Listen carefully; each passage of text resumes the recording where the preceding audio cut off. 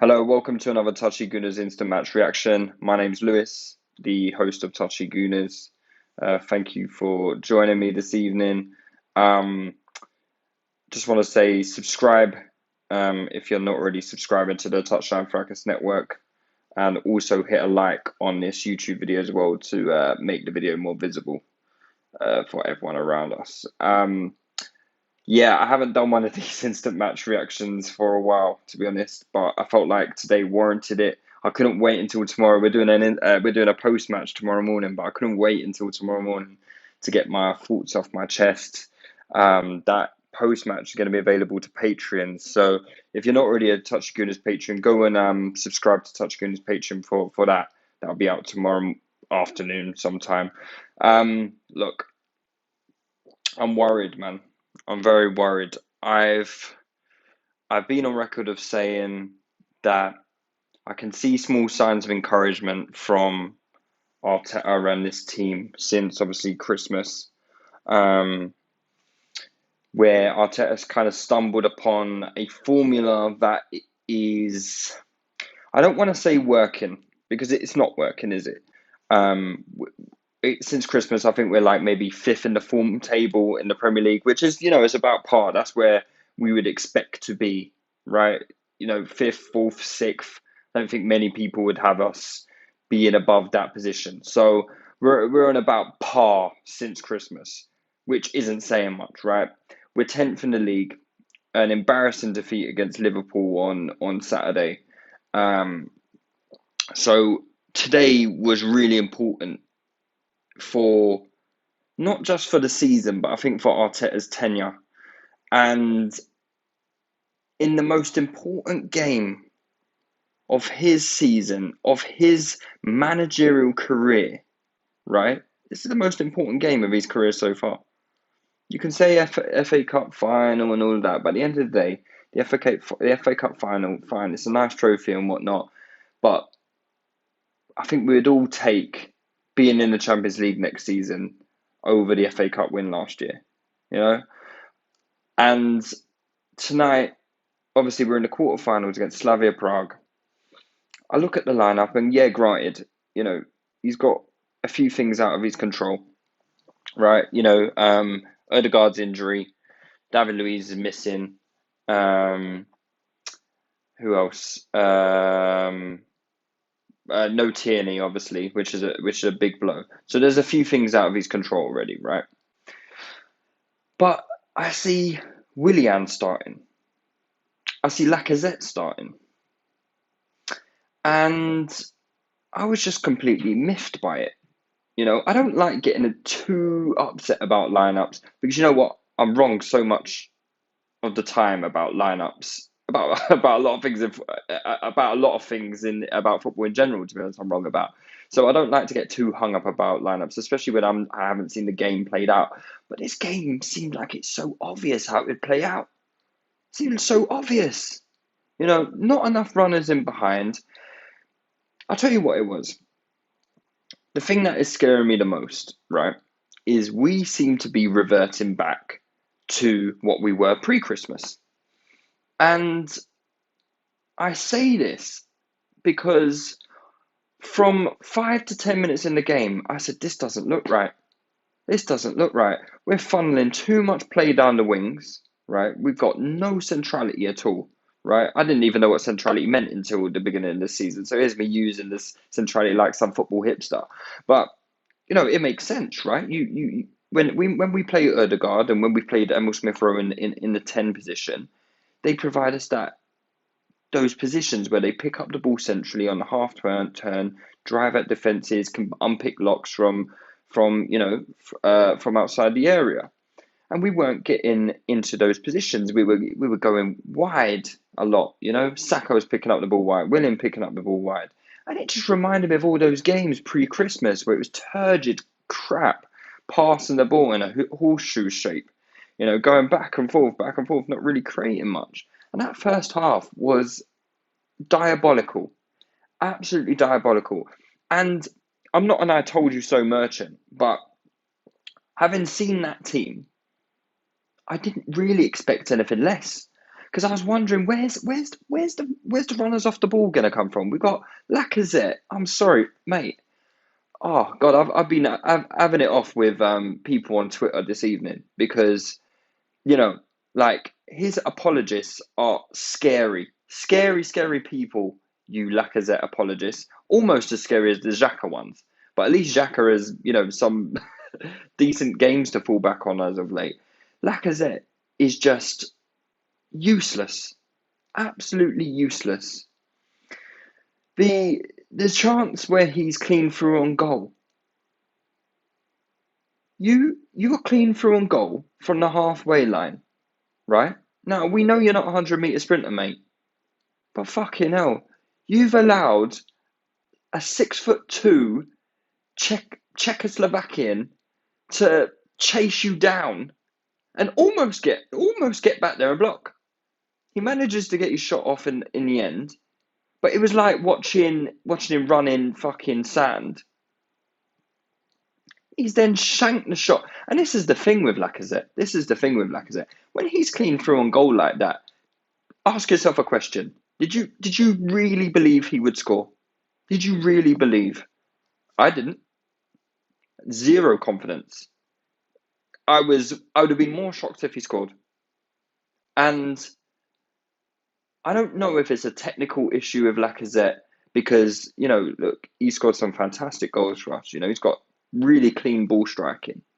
But to me, it's a mentality thing.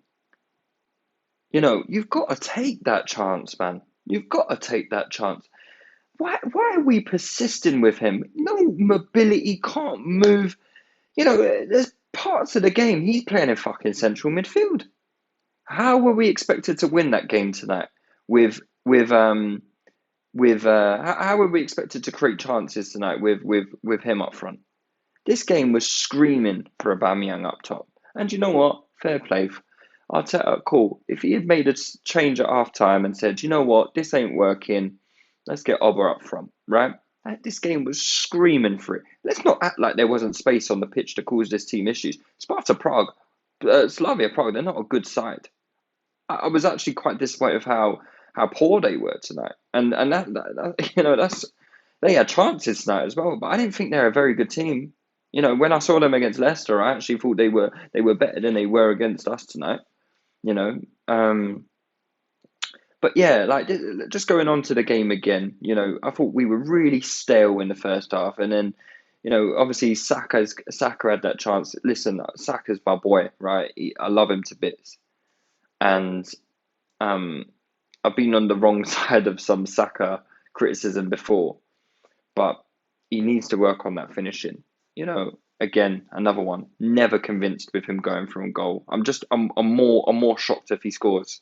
And the finish today was so bad.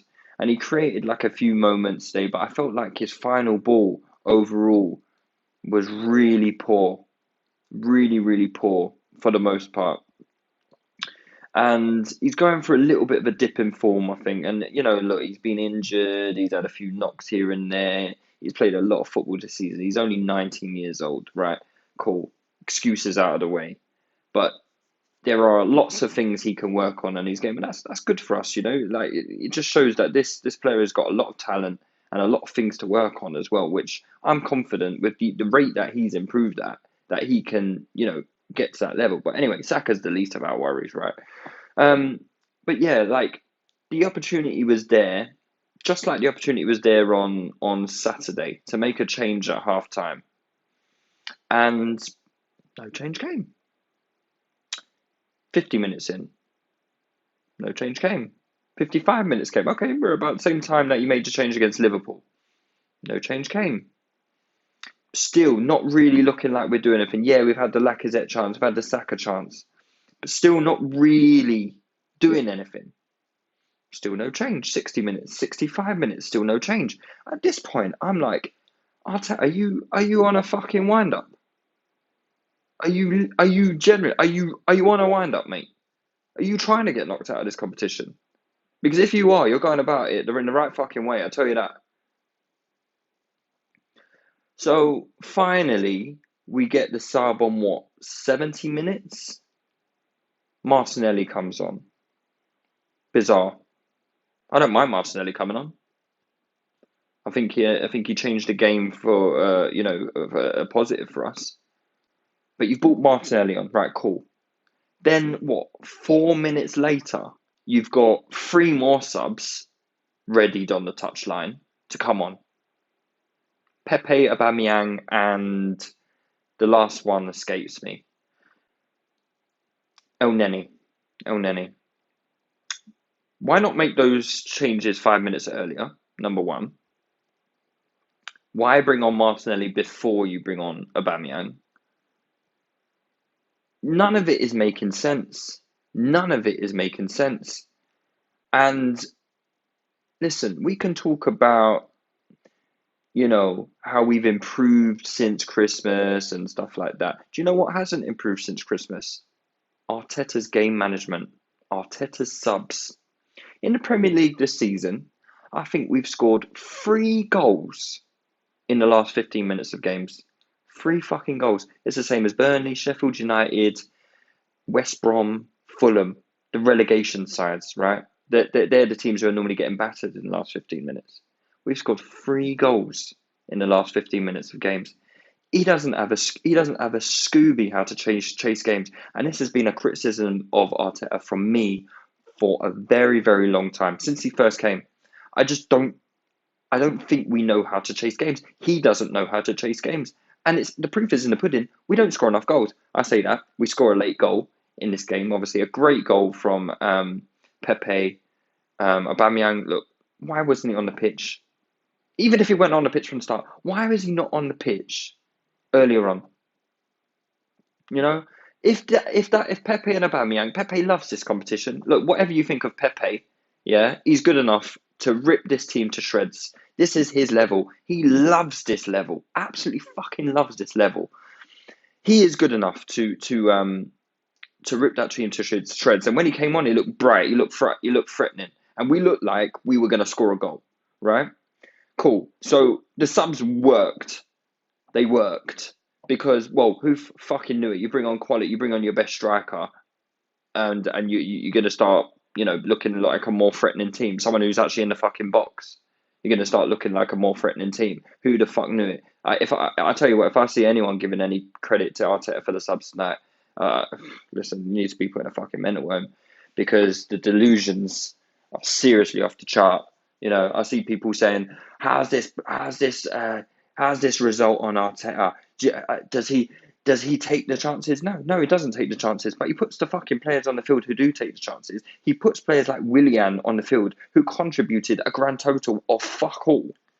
Yeah, he put Lacazette on the pitch instead of our best striker, who you've just given a fucking 350 grand contract to. Are you taking the fucking piss? You're taking the fucking piss, seriously. I don't know what this egotistical style of management is, but it's rubbing me the wrong way. It really is. It's rubbing me the fucking wrong way, because you can't manage you put the talent on the pitch. You put the talent on the pitch, and you let them go and win the football game. All of this ego nonsense is crap. It's just rubbish. It's absolute rubbish. And I wouldn't mind if the drop in quality wasn't so vast, but it is. Aubameyang is our best striker by a country mile. If Aubameyang's on that pitch from halftime today, we win this game 2-3. 2 or 3 goals easy, because the space was there. The space was there for him to capitalize and do something. So look, we get the goal, and then again, we go back to game management. The players didn't understand. I see Arteta shouting at Leno to kick the ball long, or to get a move on. Leno's trying to time waste. We're trying to time waste from free kicks. We're 1-0 up against Slavia Prague. It's not a one-off game, lads. It's a 2-leg game. A 1-0 home win is not a good result. It's not the worst result. We'll take it, but it's not a great result. At home, you need to be winning this game 2-3-0. Go and get that fucking second goal. After we scored, I don't think we had another attack. We were too busy time wasting, fucking around with the ball at the back. Cedric, Don't get me started on Cedric. Horrendous player. Absolutely horrendous player. Now, I know playing left back isn't his position, but, mate, you honestly, I know I keep saying it, but a lot of these players just seem to be on a jolly up. They're on a fucking wind up. They're on a. Have we managed to concede a corner in that position there? How? It makes no sense what is going on. And it all stems from poor game management. There was no game plan in that. Once we had scored, there was no game plan. Absolutely none. We didn't know if we wanted to go for another goal.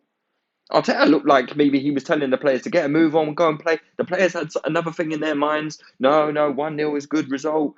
You know, brilliant. We got the goal. We're playing Slavia Prague, lads. Slavia Prague. Get a fucking move on. Go and get the second. So obviously the inevitable happens. Corner. I think we all felt it, right? When that corner came in, we all felt it. We all knew something's going to happen here. And alas, it did. They scored a goal, a scruffy goal. But you know what? People can say, oh, we had chances, la la. You know who else had chances? Slavia Prague had chances. Let's not forget that. Yeah. I think on the balance of play, a 1-1 draw was perfectly fucking fair. If I'm being honest, you can't go into games, yeah, and think, oh well, we created two great chances. That's not enough to win football games. You need to be creating 5, 6, 7 chances a game, good quality chances a game. It's not enough to win football games because at the highest level, even though we are playing Slavia Prague, they got chances tonight, and you know what? They took one of their 2 or 3 chances. Just like we took one of our 3 good chances. In my opinion, a draw was a fair result. I don't think we deserved to win that game. And that second leg, good luck, because they are going to absolutely stick it on us. We're going to hold serious pepper. And you know what? They got the away goal. Do they even need to? They don't even need to. But I think that second leg is going to be a very difficult game. A very difficult game now. When really and truly, it didn't need to be. You play the right players, get that done early, 3-0 up, even 3-1. You go into that second leg, and you're in the driver's seat. But now we've got to go to Czech Republic on a fucking freezing Thursday night. We have to be on the front foot from early. Look, I still expect us to go through, right? But I can't say I like the direction we're going in with this manager. I thought we were on the upward trajectory, right? Small one, not like that, but doing this, like a airplane taking off, sort of. I thought, yeah, cool, we found a bit of momentum, but now we're like, oh, the engines have failed, and we're just doing this again, and we're going back to what we were pre-Christmas. And that's not what I signed up for with Arteta. That's not what we signed up for as a club. If he ain't ready, then we need to get rid. He's had enough sample size now. All the stats in the world, you can see all the stats. Him compared to Emery, him compared to whatever fucking worst position ever, whatever. We've all seen the stats. He is performing at very, very terribly this season, right? Well below expectations. We've had a decent little run. It was looking all right. We've had a few bad results in recent weeks with the West Ham draw and the Liverpool defeat. So we dropped down that form table. So we're going in this downward trajectory now, and I'm not sure. I don't like this direction we're heading into, and I don't trust him. I do not trust his ability to change football games. I don't trust his player management. I don't trust his ability to coach and attack. I don't trust his... Listen, I've defended his player taste because But maybe I'm wrong about that as well. Maybe I'm wrong. Like he brought in Willian, he brought in Cedric. He wanted these players. You know, yeah. If we go out in this round, if we don't get to a final, he needs to be gone because we can't keep living with this inadequacy. Is that a word? Inadequacy. Or is mediocre. We've got a lot of loser fans who think, oh well, it's not Arteta's fault. Well, the players are shit. The players, shit. Yeah. Some of the players are shit, but do you know what? We got some real fucking good players as well. You can't tell me we got players that are the 10th best in the league. Absolutely no fucking way. No one is selling me that argument. We've got a top 6 squad, right? We are performing worse than a top 6 side, and that box stops with one person, the coach. You can't tell me we don't have better players than Slavia Prague. You lot couldn't name me one player for Slavia Prague heading into this game. I certainly fucking couldn't. We have a way better side than them. We've got a better side than Dinamo Zagreb. We've got a better team than Villarreal. We should be getting to this final. Look at Man United. Arguably a tougher game. Granada away. I think it is a tougher game. But they get 1-0. And you know what? Final minutes, you know what they do? They push on. Like we should have been doing. They push on and they get their second goal. And you know what? Tie finished. They can go to the home leg. I'm sure Oli won't. He'll probably still play fucking Bruno. But they will still go into that second leg comfortable. They're going to win that 3-4-0. Stroll into the semi-final. And what are we doing? Freezing fucking minus 27 degrees in Czech Republic on a Thursday night. Hoping that we get some magic to bail us out. It's just not good enough. And if we go out before the final, he needs to go. He deserves to be sacked. He deserves to be sacked as it is. Let's be real. We're 10th in the fucking league. If by hook or by crook we get into the Champions League, it's not because that it's not that he's done a fantastic job. You know what I mean? That's not the reason we'll be keeping him on. We'll be keeping him on because of good grace. You've won us the Europa League. Let's see what you do next season, son.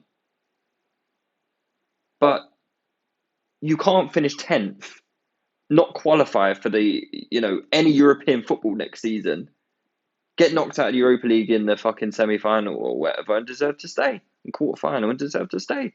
You should be gone. But anyway, look, rant over. I'm glad I got it off my chest. Like I said, we're going to do a post-match tomorrow morning on Touchy Gooners Patreon. So if you're not a subscriber, go and become a patron. It's really cheap. You get content like this. I'm sure you love it.